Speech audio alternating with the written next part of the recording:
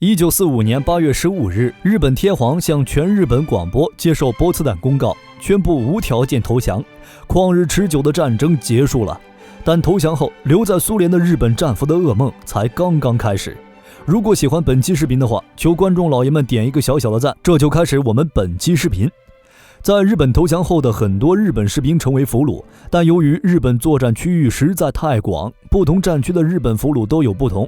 当时的中国虽然穷，但对俘虏这方面可谓是仁至义尽，充分体现了人道主义关怀，好吃好喝的进行思想改造，在不久后就遣返回国，让他们和家人团聚。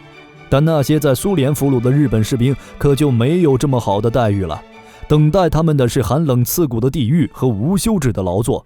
这让在苏联的70万日军战俘到最后只剩了3万多人，而这活下来的3万战俘也不好受。一想到在苏联的经历，感觉就坠入寒冰地狱，冰冷刺骨，精神恍惚。特别是一想到苏联的女护士，那种恐惧的感觉油然而生。我们今天就来看看苏联和苏联女护士到底是做了什么，才让这些战争都不害怕，却对女护士有这么大的恐惧。在德国投降后，苏联将战略重心向东方改变。1945年8月9日，苏联根据雅尔塔协定中的条款，出动150万大军进入东北，在4000多公里的边境线上，向盘踞在东北的日本关东军发起了攻击。关东军在日本陆军中是被称为皇军之花，但在苏联强大的装甲部队面前，这些都是活靶子。而且当时的关东军实力已经大不如前了。在1941年的关东军有120万人，日本空袭珍珠港后，两军在太平洋战场上斡旋，美军在几场重要海战胜利后取得了海空优势，日本就只能占着几个孤岛死守。为了扭转战局，日本军部就把在东北的关东军精锐抽调到了太平洋战场。到了二战末期，120万的关东军就只剩下了70万，这70万里边成分就很复杂了。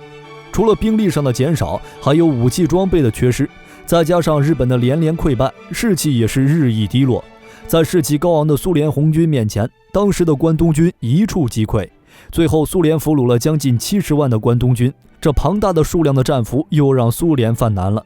本来想的是就地关押，但没过多长时间，苏联就改变了想法。70万人建房子都要老天，不如把他们拉回到苏联境内劳作，也是为苏联做贡献了。本来苏联也不想把这些战俘怎么样，等差不多的时候就放回去，毕竟这么多人留下了还要消耗自己的物资。他想着日本投降了，自己作为战胜国和日本距离又那么近，去到日本领土不过分吧。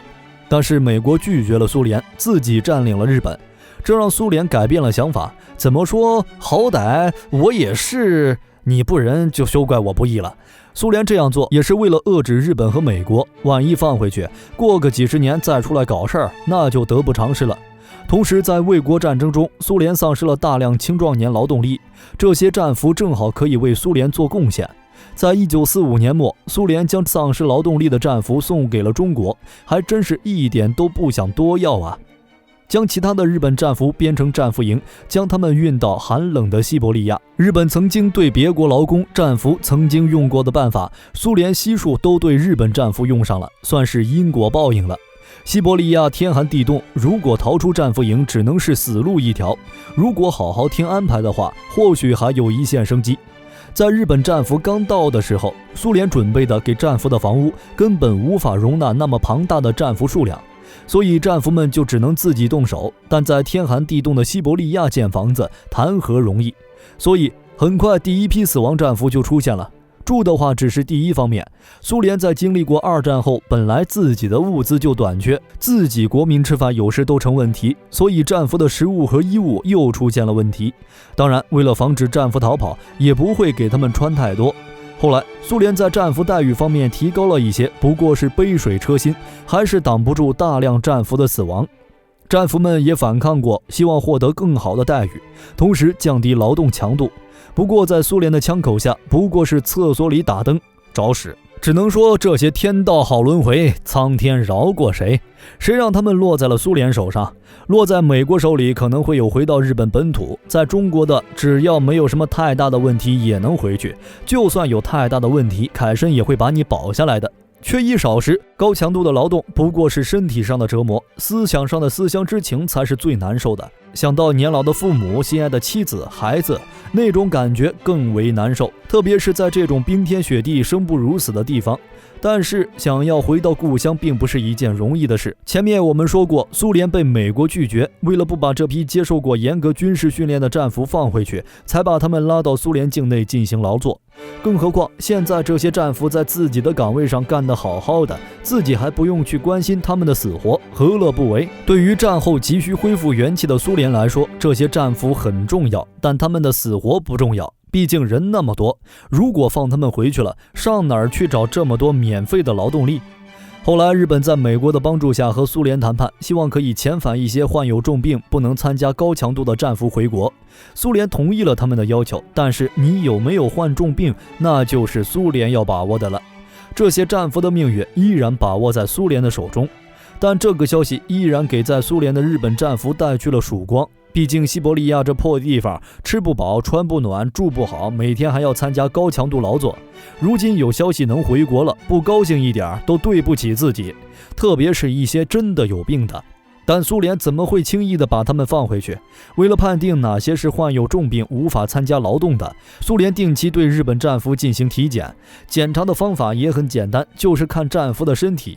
如果在那样的高强度劳作和冰天雪地的环境下，身体依然有那么一丝丝的健壮，就会换到更加艰苦的地方去。这样就只能证明这些人从事劳动的地方强度不够。而那些瘦的皮包骨或者更甚的士兵，就有机会去到劳动强度没那么大的地方工作，或者是回国。作为被检查的战俘，对于这样的方式只能默默接受，因为这是他们唯一可以回到国家的方式。如果在这个时候再反抗的话，那么就只有死路一条。那些曾经不可一世的关东军，在这种时候只能默默接受一切。来为日本俘虏检查身体的苏联女护士，并不是末日中的白衣天使。深受法西斯迫害的他们，并不会把这些曾经犯下罪恶的战俘带离地狱。无论他们当时已经瘦到了什么地步，身体状况已经多么的不堪重负，精神状况又是多么的恶劣，他们都会说这个战俘身体良好，还可以继续参加劳动。估计那些战俘听见自己身体状况良好，还可以继续劳作的时候，精神已经彻底崩溃了。在1956年，日苏签订了日苏联合宣言，主要内容是两国结束战争状态，建立和平友好的睦邻关系，标志着战后日苏关系的正常化。苏联方面也同意遣返日本战俘回国，但是来来去去只遣返了3万人，剩下的几十万人依然留在苏联进行劳动，永远地留在了西伯利亚。这件事苏联做的确实没尽太多的人道主义，但是作为我本人来看，只能说好死，大快人心。他们曾经在中国、东南亚、朝鲜半岛犯下罪孽，强征各地劳动到日本，进行无休止的劳作。日本在二战对别国的战俘比起苏联来说要狠得多，各种人体实验、惨无人道的折磨，苏联只是让他们进行劳作，已经是很好了。那么大家对这些有什么看法呢？欢迎在下面的评论区留言。好了，今天的视频就到这里了，想了解更多记得点个关注，下期视频我们不见不散。